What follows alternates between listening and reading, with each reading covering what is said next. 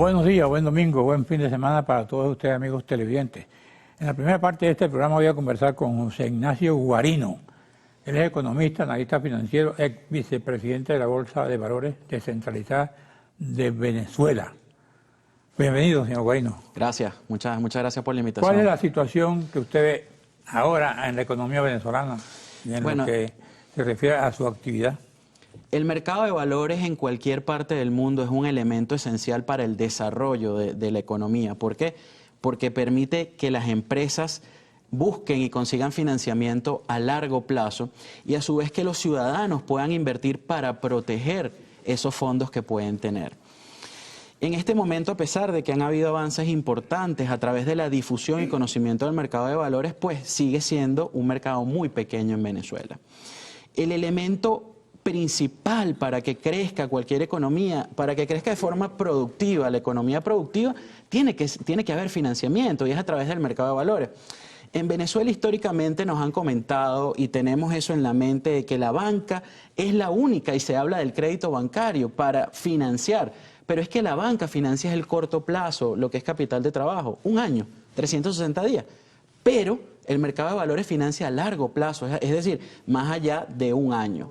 En Venezuela, la capitalización bursátil, que es la cantidad de acciones en circulación por el precio sobre el Producto Interno Bruto, sigue siendo muy pequeño, mientras que en el resto de América Latina ya es bastante significativo y representativo. Pero, ¿cuál es la diferencia entre ustedes y la banca? Como le digo, la banca tiene unos productos... Bueno, la banca da efectivo. Sí, obviamente. Ustedes no dan efectivo. No, la banca tiene productos y servicios para los ciudadanos para el corto plazo, lo que es ahorro, digamos así, o movimientos transaccionales, mientras que el mercado de valores es inversión, ahorro, canalizar desde el ahorro hacia la inversión. Tenemos primero que definir, y muy buena su pregunta, qué es ahorro. También en Venezuela nos pueden decir, pero es que aquí no existe capacidad de ahorro, mucho menos de inversión. Está bien. Entonces, el ahorro es lo que es como un fondo de emergencia que tenemos muchas veces, y eso es lo que nos dijeron desde muy pequeño. Ve a la banca y métele en una cuenta de ahorro o en una cuenta corriente. Ahora, un momentico, Guarino. ¿Cuál es el papel de la bolsa para una persona que tenga un dinero y llegue a ustedes? ¿Qué hago con este dinero? ¿Qué le dice? Primero que nada, las bolsas son los sitios físicos o ya electrónicos donde la gente va a invertir, pero el ciudadano común no va directamente a la bolsa, va a través de casas de bolsa. Un agente de valores. Exacto, una casa de bolsa, un agente de corretaje, como se llaman en diversas partes del mundo, un broker, un dealer, etcétera. Entonces, dependiendo del perfil de cada persona, el perfil tiene que ver con su nivel educativo, con su edad, con su género e incluso con su flujo de caja. En Venezuela, y esto lo hemos dicho a través de los años, yo estoy hablando del mercado de valores aproximadamente del año 2012, no hay que ser millonario, ni hay que tener cantidades elevadísimas de dinero para poder invertir. Y en Venezuela, la principal bolsa de valores que tenemos es la Bolsa de Valores de Caracas, pero hay otras. Está la Bolsa Pública de Valores Bicentenarios, está la Bolsa Descentralizada, está la Bolsa Agrícola. Hay 4 bolsas en Venezuela, dependiendo de la capacidad que tenga cada persona y de lo que le guste a cada persona. 4. Y es bastante para el tamaño que tenemos en el mercado de valores en Venezuela. Pero la principal, que es la Bolsa de Valores de Caracas, los títulos que ahí cotizan han sido un mecanismo muy interesante de protección, de cobertura contra la inflación y contra la devaluación. Eso son las cosas que tenemos que tener claro. Pero es que no le hemos hablado a los ciudadanos. Históricamente en Venezuela, ¿cuándo se le ha hablado al ciudadano de cualquier comunidad popular de qué es la bolsa? Ahora es que se puso de moda. Algunos opinadores e incluso algunos corredores, después que muchos hicimos programas, podcasts, etcétera, de ir a las barriadas. Pero hace 20 años, ¿quién iba a Petare? ¿Quién iba a Coche? ¿Quién iba al Valle? ¿Quién iba al cementerio a hablar a la gente de la bolsa? Porque también teníamos ese, y todavía existe en nuestra idiosincrasia venezolana, eso es para ricos, eso es para técnicos, eso es un mercado de delincuentes. Y resulta que no es así. Está comprobado históricamente y ahora que tenemos las redes sociales. Si usted hubiese invertido tanto en 1980, ¿cuánto tendría hoy día? Porque también en Venezuela, ¿qué nos decían o qué todavía nos dicen históricamente? No hay dólar caro. Ajá, pero yo con $50, el equivalente, porque las operaciones son en bolívares, ¿cuántas acciones puedo comprar en la Bolsa de Valores de Caracas? ¿Cuánto me rinde eso? Si yo los compro hoy, en un mes, o los compré en el 2017, ¿cuántos dólares eran el equivalente llevado a la tasa de cambio de aquel momento y cuánto es hoy día? Y ahí vemos eso de que yo estoy hablando de la protección y la cobertura. Pero ¿qué falta, licenciado, en Venezuela?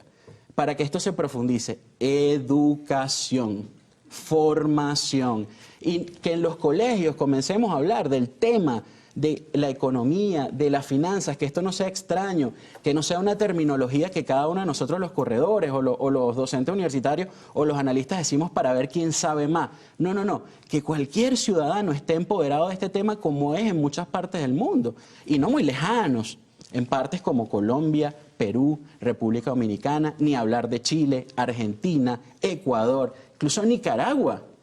¿Cómo crecieron países como Vietnam, por ejemplo? El efecto que ha causado y que ha tenido el mercado de valores en Vietnam es impresionante, ni qué decirlo en China. Entonces, esas son las cosas que nosotros tenemos que buscar en nuestro país.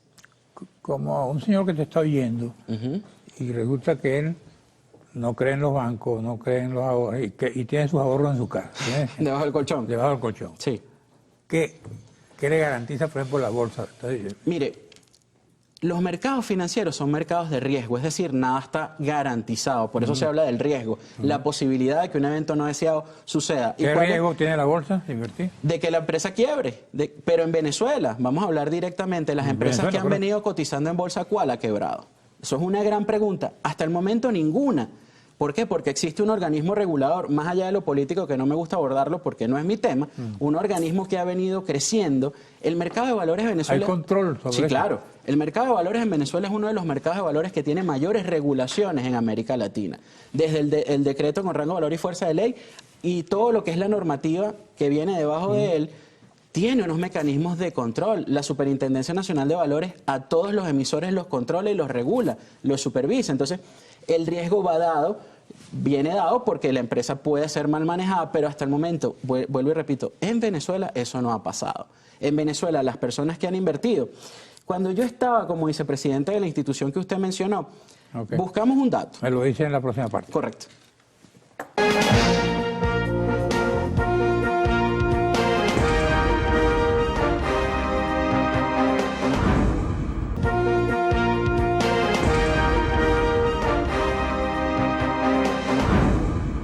Adelante, doctor. Gracias por lo, doctor. Le comentaba antes de irnos al corte que buscamos un dato y en aquel momento habían solo 45.000 venezolanos que éramos inversores activos. ¿Cuántos millones de venezolanos somos? Esa es la primera pregunta. ¿Por qué no hemos ido a la bolsa para no solo proteger lo poco que tenemos, sino que esas familias vayan creciendo? Por ejemplo, un fondo o un autofondo de retiro que uno mismo se vaya construyendo, porque todos tenemos un periodo finito de actividad productiva en nuestra vida. Los que tienen hijos, irle construyendo un fondo de ahorros para su educación. Y eso es común y pasa en cualquier parte del mundo. Aquí es que se ve aquello como muy esotérico, muy lejano, y no debemos verlo así. Y algo muy importante, doctor, y disculpe que le robe la palabra. Cuando estamos del otro lado, cuando estamos en el sector productivo, en el sector comercial en Venezuela, yo acabo de salir de una organización del sector retail, del sector minorista en Venezuela, y carece de financiamiento, pero también porque carecen las personas que están dentro, desde su accionista y junta directiva, de saber cuáles mecanismos hay a través del mercado de valores para buscar financiamiento, porque el gran problema y la gran incógnita en esta Venezuela 2023 es ¿dónde buscamos financiamiento? Porque las necesidades de fondos son prácticamente infinitas en este momento. Un señor que te está oyendo y dice, bueno, ¿dónde voy yo a acudir para que me den financiamiento? Bueno, hay más de 35 casas de bolsa en este momento en Venezuela, a pesar de que estoy alejado. Ir a la bolsa significa que consigue financiamiento. Sí, a través de la bolsa, porque la bolsa la bolsa tenemos que verla como parte del mercado de valores. No entrega dinero. El financiamiento se busca a través de qué. Yo soy una empresa, ¿cierto? José Ignacio Guarino y compañía. Y yo tengo dos mecanismos para buscar financiamiento. Emito acciones y parte de las que ese capital que vendo, tengo nuevos accionistas, son mis socios. Sí. O también puedo hacerlo a través de la emisión de papeles comerciales u obligaciones, que es instrumentos de deuda. Pero ¿qué es lo importante de esto? Y por cierto, va a haber un foro al 31 de este mes de marzo, 31 y 1 de abril, que está patrocinando la Superintendencia Nacional de Valores sobre opciones de financiamiento de inversión en Venezuela. Esto es muy importante que se dé, pero que todos los ciudadanos entendamos qué es eso que está pasando. Como usted bien dice, el señor o la señora que nos están viendo hoy domingo desayunando, pero ¿cómo se come eso? Yo tengo un emprendimiento que está siendo tan cacareado en Venezuela. Y toda empresa es un emprendimiento, porque en esta Venezuela ser empresario es un tema muy delicado. Quizás hace 30, 40 años ser empresario en Venezuela, y no me lo tomen a mal, o ser gerente era muy sencillo. Pero hoy en día, ser gerente en Venezuela es bastante complicado, y no solamente de una empresa, incluso de la casa. Entonces, por eso el mercado de valores es tan interesante. Ahora, en este momento, Sí. ¿cómo está ese en la economía? ¿Qué papel juegan ustedes El mercado de valores... frente a una crisis? El mercado de valores en Venezuela en este momento, y desde mayo del año pasado... La gente está comprando más acciones hoy, mire, más que ayer. el mercado de valores en Venezuela, el mercado de deuda se ha incrementado de una manera muy importante, la emisión de papeles comerciales y obligaciones. Ajá. Ha tenido un crecimiento muy, pero muy interesante, dadas las condiciones de búsqueda de financiamiento en Venezuela. Sin embargo, el mercado de valores aún en Venezuela no tiene un peso importante. Y eso va ligado con esas trampas mentales o esos falsos paradigmas que aún tenemos en Venezuela. Como le comentaba en el corte anterior, el tema de la educación, de transmitir esta información es clave, porque la gente lo siente lejano, lo siente no accesible, y eso es una grave ¿Cuál sería tu barrera. consejo entonces? Bueno, Que vaya a la bolsa. que vaya a la bolsa, pero ir a la bolsa O es... que busque un agente que bursátil. busque una casa de bolsa, que hay más de 35 en Venezuela en este momento, pero más ¿No hay sencillo. piratería ahí? No, la verdad es que no, porque una casa de bolsa, primero para constituirse, tiene que tener un corredor de bolsa debidamente autorizado por el organismo regulador, que es la SUNAVAL. Está sujeta a todo el marco legal que ya les comenté. Pero lo más importante, hoy día que tenemos acceso a través de estos dispositivos, vamos a las redes sociales de la Superintendencia Nacional de Valores, de la Bolsa de Valores de Caracas, de la Bolsa Agrícola, de la Bolsa Pública, de la Bolsa Descentralizada.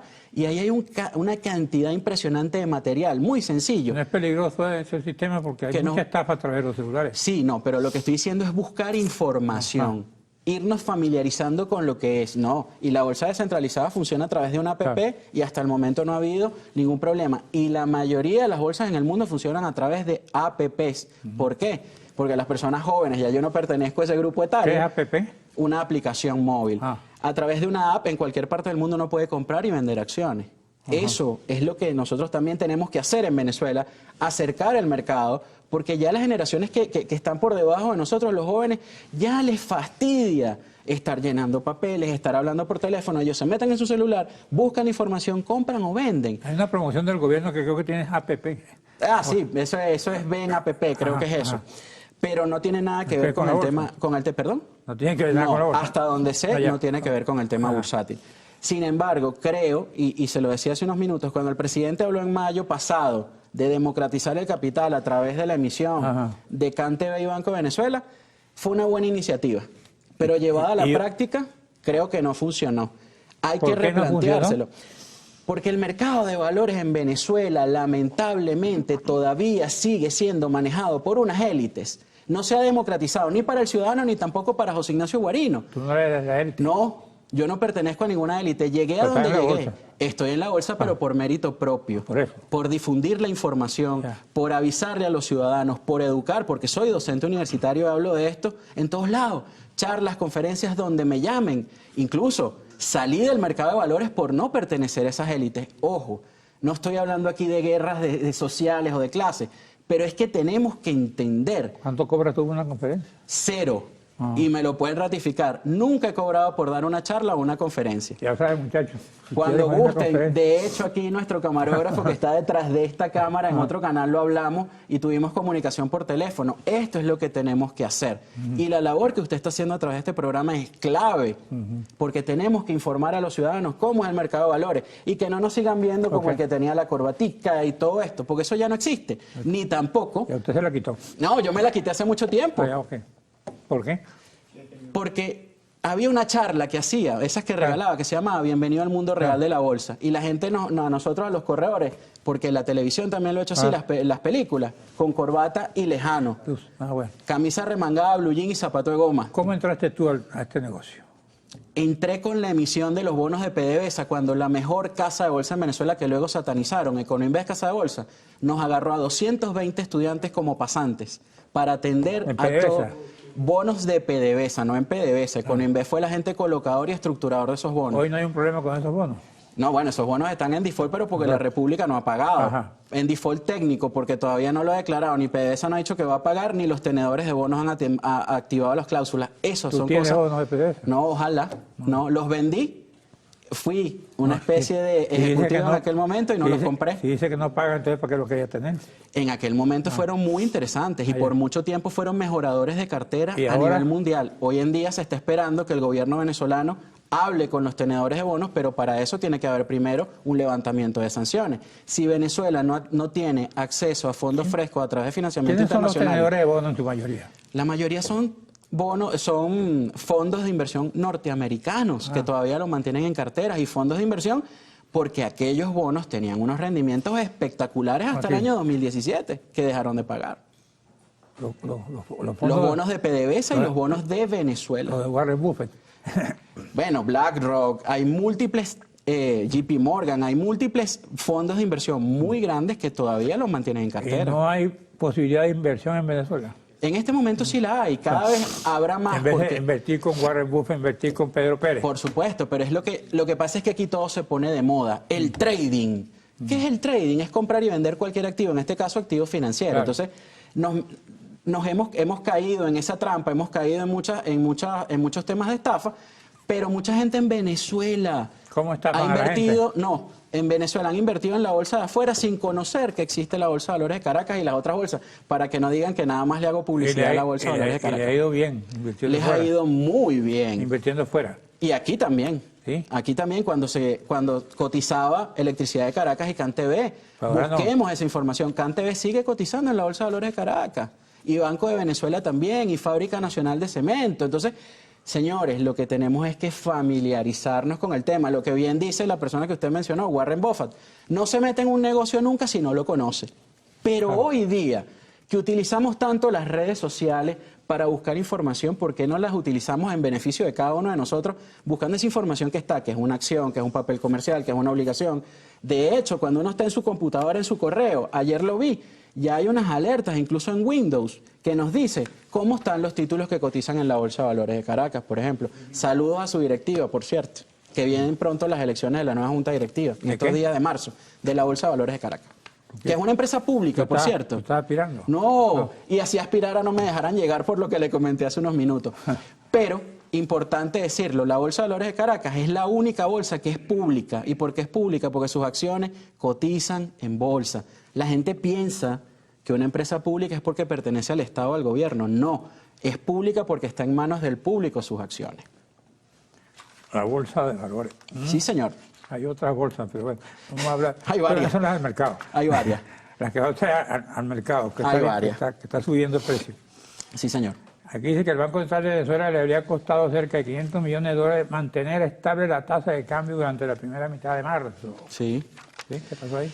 Bueno, cuando tenemos una moneda funcional, una moneda de curso de uso legal como el bolívar, que ha estado sometida al tema de la hiperinflación, un tema por ende de devaluación tan importante como en Venezuela, pues las personas no quieren ¿Y qué tener... hacer para que eso no ocurra? Mire, Venezuela tiene una particularidad, hablamos en el 2022, que hubo una recuperación económica, etcétera, sin nuevamente entrar en el tema político, pero ¿cómo se dio esa recuperación ¿Nos estamos económica? recuperando? Mire, yo, como le digo, con mi poca experiencia y según mi opinión, yo creo que no. Yo percibo mucha preocupación y mucha restricción al ciudadano venezolano en su poder de paridad de compra, es decir, su poder adquisitivo. Eso es una realidad y no debe molestar a nadie, sino que debe más que preocupar, ocupar. Ok. El sector- ¿Empresarios de la bolsa se han ido de Venezuela? Empresarios de la bolsa. Cuando se refiere a empresarios de la bolsa son aquellos que sus empresas han Claro. cotizado. Ajá. Mire, los que conozco están todavía allí. Y gente que trabajaba en la bolsa se ha ido de la bolsa. Obviamente, porque en el 2010 hubo una persecución y una racia con las casas de bolsa por el tema de la permuta. Ok. Y este desequilibrio que tenemos con el tipo de cambio, en aquellos momentos, cuando Ok. las casas de bolsa hacían la permuta y manejaban el mercado cambiario, no se daba. Aquí están midiendo ahorita la inflación en dólares. Bueno, hay teóricos que no les gustaba hablar de decir inflación en dólares, pero Ok. hace muchos años dijimos que la había. Y si no hay inflación en dólares, porque no manejamos la política monetaria del dólar, lo podemos llamar el subidón. Y vemos, y los que están detrás de cámara, y nosotros lo sabemos, cuánto costaba un bien en dólares hace 3 semanas y cuánto cuesta hoy. Si varió de precio hacia Ok. arriba, hay inflación. Eso es así, pero hay muchos teóricos de esos benditos amos del Valle en Venezuela que aún permanecen, que no les gusta decirlo. Un mensaje final antes de terminar el programa. Doctor, tenemos que confiar en Venezuela, tenemos que trabajar por Venezuela y dejar esos complejos. Aquí no hay casta, señores. Aquí tenemos que trabajar todos para todos porque somos uno solo. Y dejemos de decir eso de pueblo y ciudadanos de a pie. Digamos venezolanos. Bueno, Gracias. Bueno, gracias por el doctor. El doctor se lo deja a la bolsa. O a los... Bueno. No, tampoco a la bolsa. A los de la bolsa. Paola Alejandra Hernández, psicólogo, miembro de la Junta Directiva de la Federación de Psicólogos de Venezuela, estará en la segunda parte de este programa.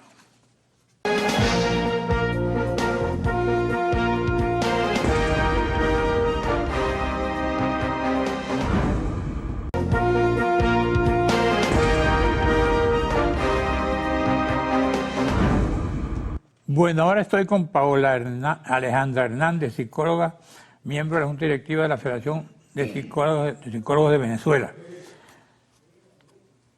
Doctora Paola, ¿cuál es el problema en este momento más serio que tiene en la medicina que usted trabaja? La psicología, concretamente. La psicología, ajá. Sí, con el tema de salud mental, en estos momentos, lamentablemente no se ha podido cubrir la demanda que hay. Nosotros en nuestros servicios en la Federación hemos visto un aumento en la demanda de necesidad de atención psicológica en la población y hay en el ámbito privado, pero no todas las familias tienen recursos para costear una atención privada. Y a bajo costos o gratuitos son muy pocos los servicios que se encuentran. ¿Por qué la gente acude al psicólogo? Porque poco a poco se ha reconocido un poco más el apoyo que pudiese necesitar las personas en algún momento por alguna dificultad emocional, dificultades para cumplir sus propios objetivos, dolencias en el cuerpo que no tienen una explicación médica.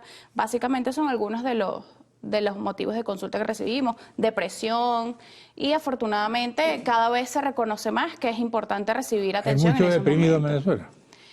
Podríamos decir que ha aumentado un poco, ¿no? Sin embargo, no tenemos exactamente la causa, pero podría ser o simplemente porque ha aumentado en general, sobre todo a raíz de los años de pandemia, los trastornos relacionados a salud mental, o también porque están acudiendo más a consulta las personas en vista de, precisamente como le comentaba, reconocer la necesidad de que es importante un apoyo emocional en algunos momentos de dificultad.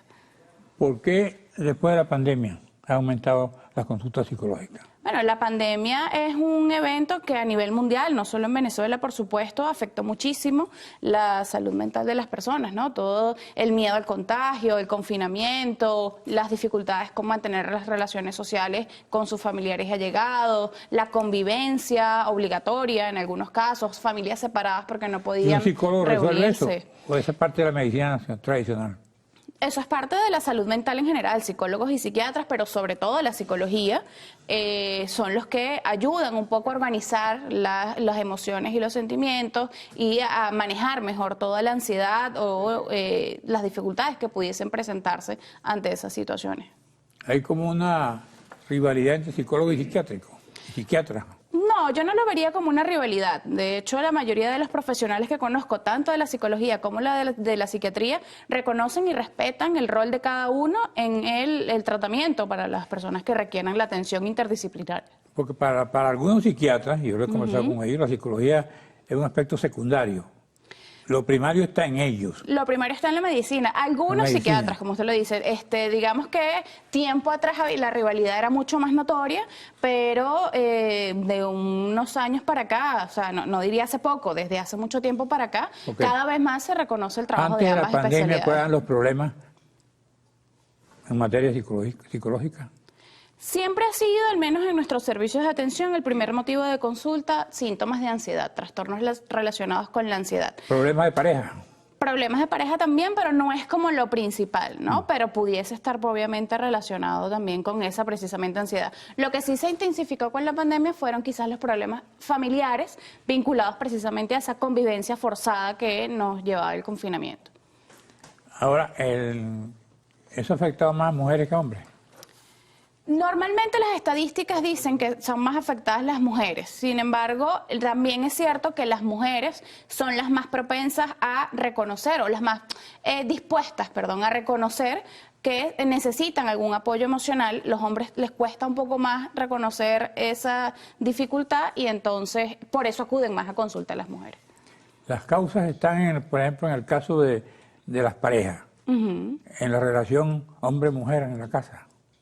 Sí, cuando hablamos de problemas de pareja, pleitos, en los segundos frentes, una cosa esa. Estamos hablando precisamente de dificultades para comunicarse, para expresar sus propias necesidades y en general problemas también de repente vinculados a la crianza, si tienen hijos. ¿Cómo se refleja en la crianza? ¿Los niños provocan esa enfermedad mental? No, para nada. Entonces, Al contrario, la paternidad puede ocasionar problemas dentro de la pareja, diferencias sobre qué hacer o qué no, qué decisiones tomar con respecto a los niños.